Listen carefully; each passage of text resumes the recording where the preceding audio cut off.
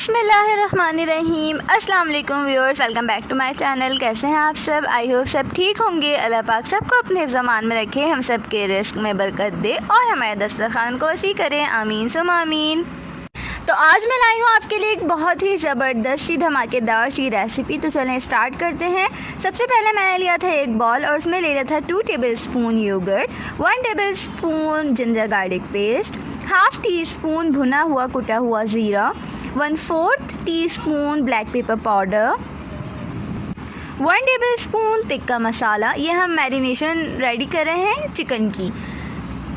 अब हम इस सारे मसालों को अच्छे से मिक्स कर लेंगे। दही हमने क्योंकि बीट नहीं किया था तो यहाँ पे हम इसको अच्छे से फेंट लेंगे।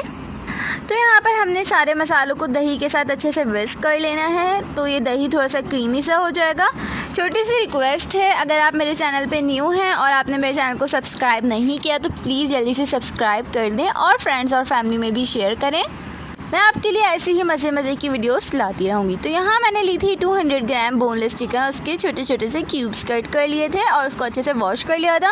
अब हम चिकन को ऐड कर देंगे अपनी मसालों में, मतलब जो योगर्ट वाला हमने मिक्सचर बनाया था उसके अंदर।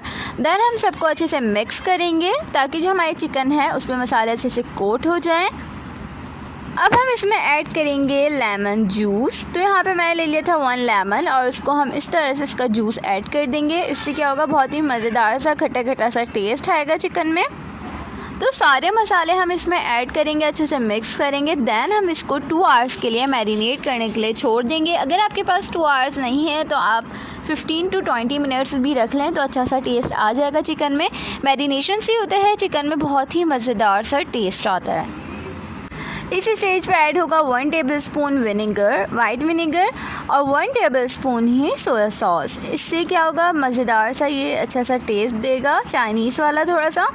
तो सारे इंग्रेडिएंट्स आपको डिस्क्रिप्शन में मिल जाएंगे। अगर कोई भी इशू हो तो आप मुझसे कमेंट बॉक्स में भी पूछ सकते हैं। तो यहाँ मैंने ली थी 1 स्मॉल अनियन और उसको हम इस तरह से चॉप कर लेंगे। तो ये देख लें, इस तरह से आपने अच्छे से इसको चॉप कर लेना है अनियन को। दैन हम यहाँ लेंगे 1 टोमेटो और टोमेटो को भी हम अच्छे से चॉप कर लेंगे। ये हम ऐड करेंगे अपनी चिकन में। टोमेटो भी अच्छे से चॉप हो गए हैं, देख लें आप, इस तरह से ही करना है। दैन हम यहाँ लेंगे 1 कैप्सिकम यानी कि शिमला मिर्च, बड़ी सी ली है मैंने, और अब हम इसको भी अच्छे से चॉप कर लेंगे। इसको ज़्यादा छोटा छोटा नहीं करना है, इसको थोड़ा सा बड़ा बड़ा सा हमने कट करना है। तो आप देख लें, जिस तरह मैंने कटिंग की है वैसे ही आप कटिंग कर लिएगा। तो यहाँ हो गए थे 2 आवर्स कंप्लीट और हो गई है हमारी चिकन अच्छे से मैरिनेट और उसने पानी भी अपना छोड़ दिया है। तो यहाँ मैंने ले लिया था एक पैन और उसमें लिया था 2 टेबलस्पून ऑयल और उसको कर लिया था हीट अप। अब हम इसमें ऐड कर देंगे अपनी चिकन और उसको करेंगे अच्छे से कुक।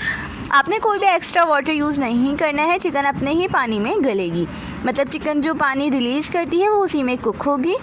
तो यहाँ पे जल्दी से चिकन टेंडर हो जाएगी। तो ये देख लें आप, क्योंकि ये मैरिनेट हुई हुई थी इसलिए इसको ज़्यादा टाइम नहीं लगेगा। अब हमने इसको इस तरह से छोटा छोटा सा तोड़ लेना है, मतलब कट कर लेना है। अब हम इसमें ऐड करेंगे अपनी वेजिटेबल्स। चिकन को अच्छे से आपने इस तरह से मिक्सअप कर लेना है। दैन हम इसमें वेजिटेबल्स ऐड करेंगे और उसको क्रंची सा पकाएंगे। बहुत ज़्यादा कुक नहीं करना है, उसको क्रंची सा ही रखना है अपनी।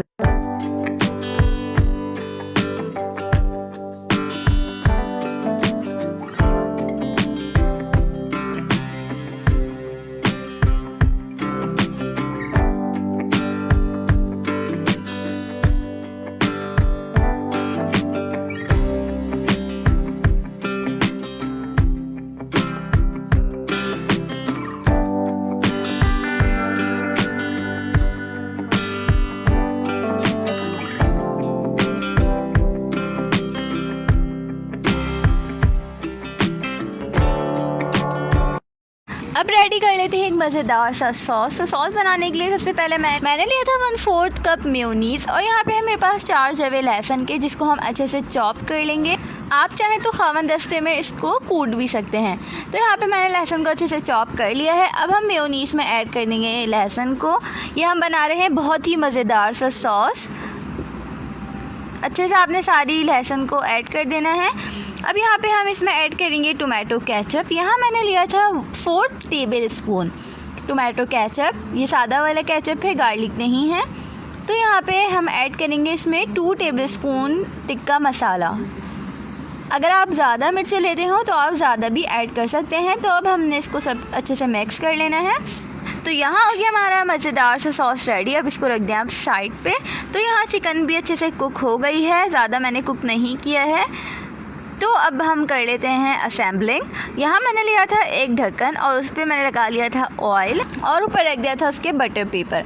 तो यहाँ पे है मेरे पास पीटा ब्रेड, ये मैंने बाज़ार वाली ही ली है। अगर आप चाहें तो घर में भी बना सकते हैं, उसकी रेसिपी आपको मिल जाएगी मेरे चैनल पे ही, तो आप वहाँ से देख के भी उसको बना सकते हैं। तो यहाँ पे मैंने ब्रेड को थोड़ा सा सेक लिया था। दैन हम उस पर लगाएंगे टोमेटो केचप। इस तरह से आपने पूरा अच्छे से टोमेटो केचप लगा लेना है।